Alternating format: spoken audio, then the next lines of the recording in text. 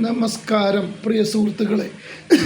നമ്മുടെ കേരളത്തിൽ ഇപ്പോൾ നടന്നുകൊണ്ടിരിക്കുന്ന വിചിത്രമായ ചില കാര്യങ്ങൾ വളരെ വളരെ കോൺഗ്രസ്സുകാരെ വളരെ അസ്വസ്ഥപ്പെടുത്തുകയും കേരളത്തിലെ മുഴുവൻ ജനങ്ങളുടെ പ്രതീക്ഷകളെ തകിടം മറിക്കുകയും ചെയ്യുന്ന രീതിയിൽ കോൺഗ്രസിൻ്റെ നിലപാടിൽ നമ്മളെല്ലാവരും അസ്വസ്ഥരാണ്. ബഹുമാനപ്പെട്ട സതീശൻ മുഖ്യമന്ത്രി ആയിക്കഴിഞ്ഞാൽ അവിടെ അദ്ദേഹത്തിൻ്റെ കൂടെ വരാൻ സാധ്യതയുള്ള MLA-മാർ അയാളെ ഭയക്കുന്നു.